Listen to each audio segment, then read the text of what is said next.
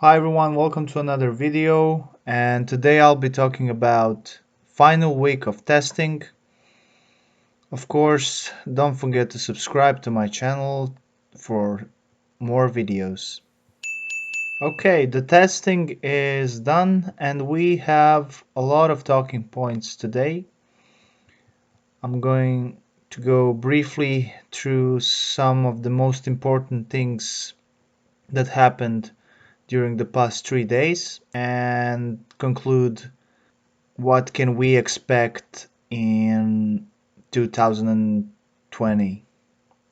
Ferrari. Ferrari was the only team that didn't beat their 2019 testing times. That is very concerning for Ferrari. Matteo Binotto also said that they were not really sandbagging as many others suggested, and that this is their true pace.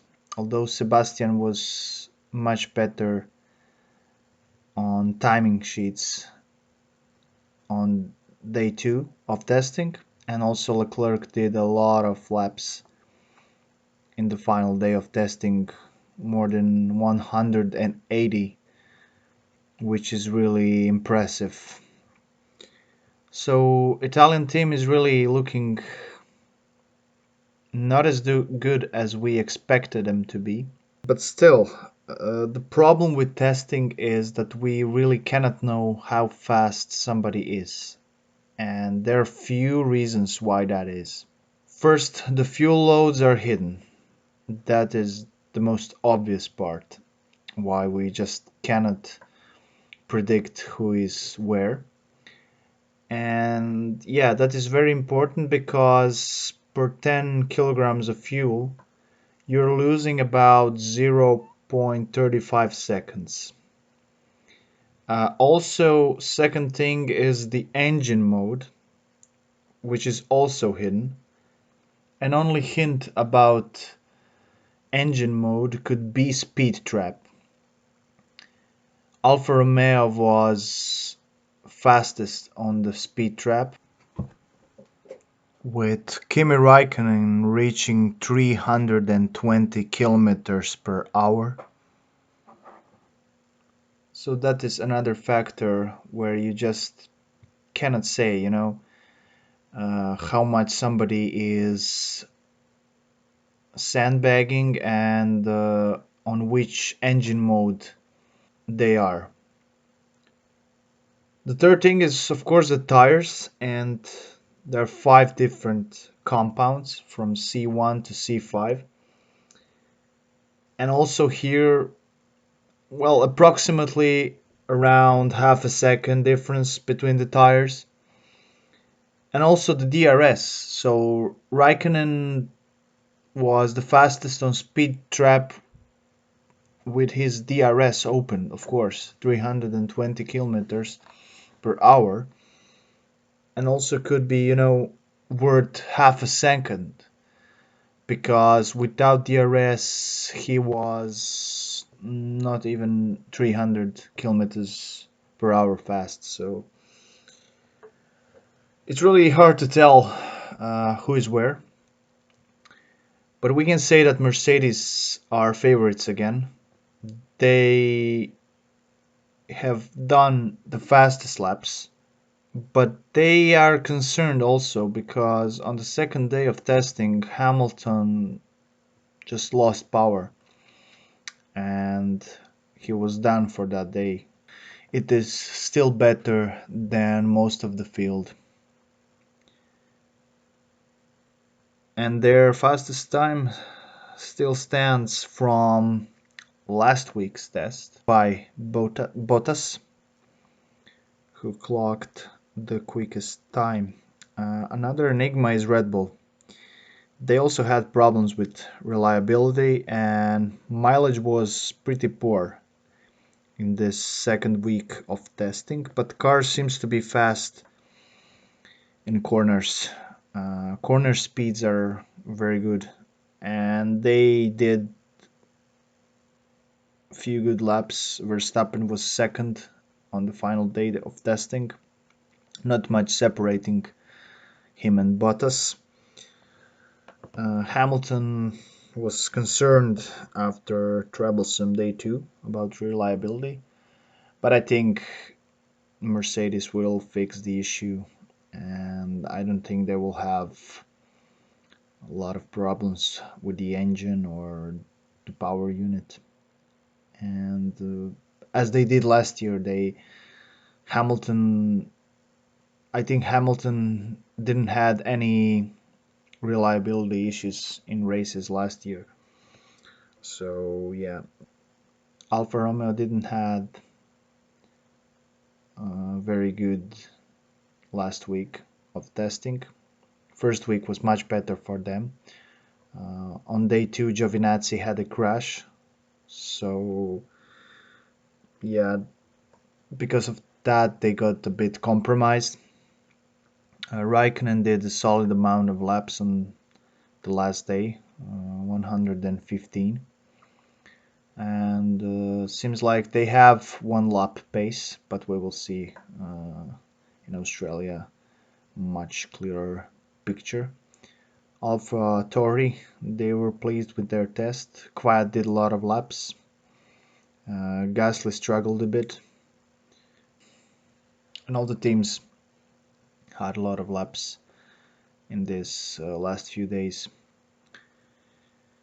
So yeah, Haas again didn't impress like last week. They were pretty inconsistent. Uh, Drivers had few moments, but also did drivers from the other teams. The wind was very hard this week, so it was not easy to drive. There were few drivers running wide in turn 3. Also, in the last twisty sector, lots of drivers went out. Verstappen, Quiet, Grosjean. Racing Point was another, had great testing. They did a lot of laps. They had no technical issues, no reliability issues. They were fast. They were fast on C3 tires. Perez and Stroll. Stroll did a very good lap on C3 tires on the second day of testing. He was just few tenths off. And yeah, Racing Point are actually being attacked by many teams because of similarities between their car and Mercedes car. And they're just saying, we decided to go that path and we are sticking to it, and we have bigger budget now, and we think we can challenge not only for being the best out of midfield teams, but also to challenge for podiums. So yeah, they are going to be a threat, at least in the beginning of the season, because of course they don't have such a development rate like Red Bulls and Ferraris. But I think they will pose a threat. They will pose a threat to the top teams, of course, for sure. That is something to watch out for. I don't think either Renault or McLaren have such a good package. McLaren actually were not very satisfied with the second week. Norris said that he was not satisfied, that he expected the car to be much quicker. But then again, who knows? Maybe they're saying all of this just to cause media to start talking about these things. And so yeah, it's not easy to say if most of the teams are just sandbagging and just saying those things to play mind games. We will know, we will have clear answers only in Australia, and that is the only truth. All of course, let's not forget about Williams. Williams actually had a very positive test. A lot of laps. They were, you know, Latifi was very pleased, although he said he was a bit tired. He did a lot of laps and mileage, so Williams could enter this midfield battle and not be just a team that is stuck on the back of the grid. But of course, still early days, although testing, you know, in the end of it all, testing is testing. Nobody is really going for the fastest laps. Nobody is really showing all of their cards. And just few hours after testing, there was a bombshell dropped by FIA about Ferrari engine. This was an eye-catching statement.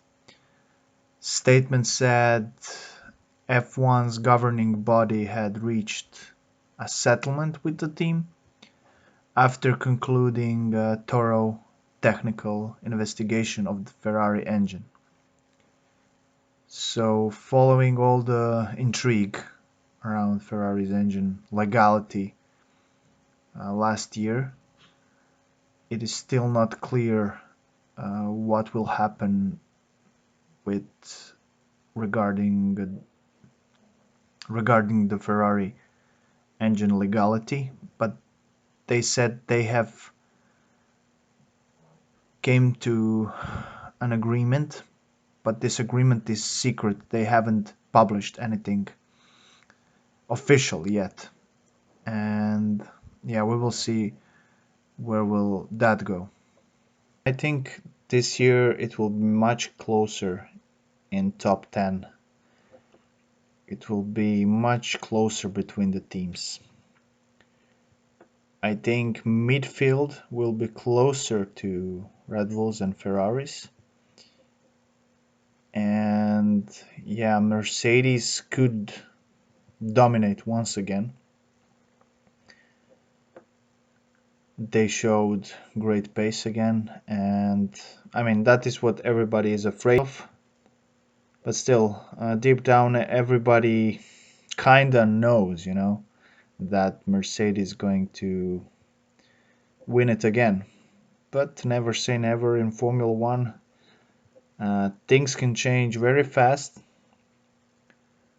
So yeah, it was an interesting testing, a short one this year, and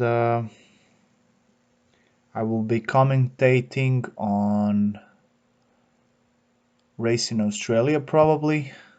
I will do a few videos about few historic Formula One personas.